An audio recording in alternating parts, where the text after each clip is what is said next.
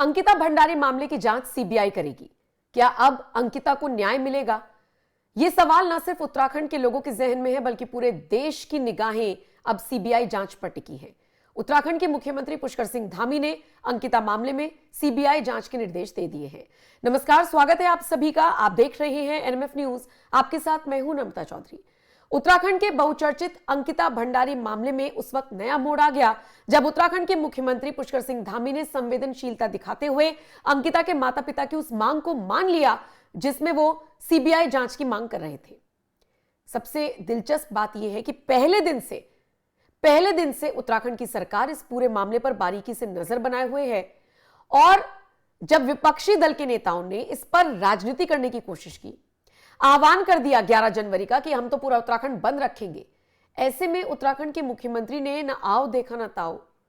पहले तो वो पहुंचे अंकिता भंडारी के माता पिता से मुलाकात करने के लिए और उसके बाद जब उनकी मांगों को सुना तो बिना किसी लाग लपेट के कह दिया कि ठीक है, इस मामले की सीबीआई जांच होगी और इसके लिए पुष्कर सिंह धामी की सरकार ने सीबीआई जांच की सिफारिश कर भी दी है।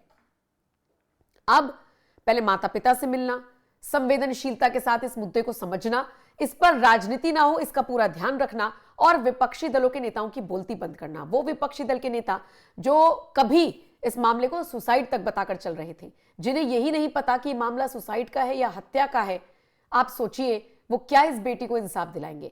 रही बात उत्तराखंड की सरकार की, तो अब तक मामले की जांच चल रही थी। एक बार फिर अब सीबीआई को पूरी कमान सौंप दी गई है। उम्मीद है कि सच सबके सामने आएगा। बिना किसी लाग लपेट के पुष्कर सिंह धामी ने क्या कुछ कहा इस पूरे मामले पर, आइए जरा सुन लीजिए।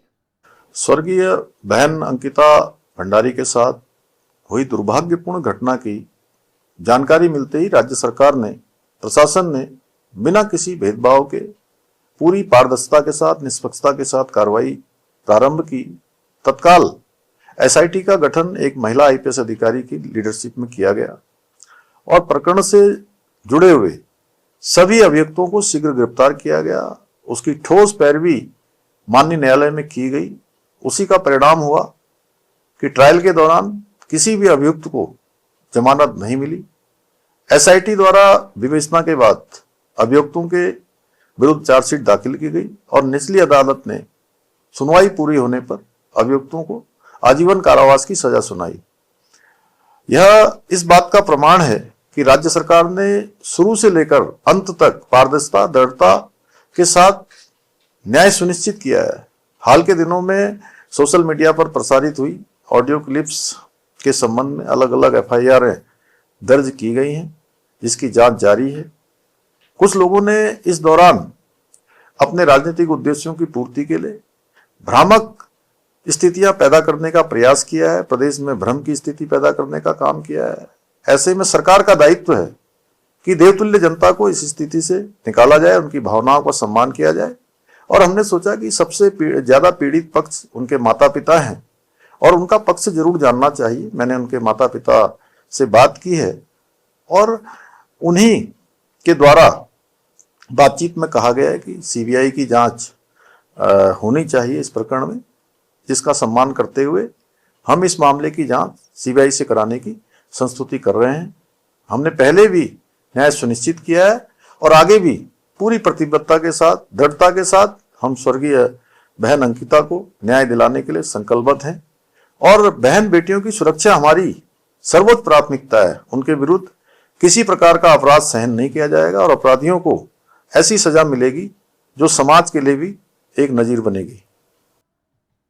एक तरफ इस पूरे मामले पर कांग्रेस राजनीति करते हुए नजर आ रही है, जबकि पुष्कर सिंह धामी कह रहे हैं कि बेटी अंकिता को न्याय दिलाना हमारी इस वक्त सबसे बड़ी प्राथमिकता है, सर्वोच्च प्राथमिकता है। बयान उनका आपने सुन ही लिया। अभी तो आप पुष्कर सिंह धामी को सुन रहे थे, उससे पहले उत्तराखंड के ही एक मंत्री ने भी बाकायदा प्रेस कॉन्फ्रेंस की थी और उन्होंने भी कहा था कि जो भी लोग तरह तरह के आरोप लगा रहे हैं, सबूत लाके दिखा दे, हमारे लिए भी आसानी होगी, हम भी जांच को आगे बढ़ा देंगे।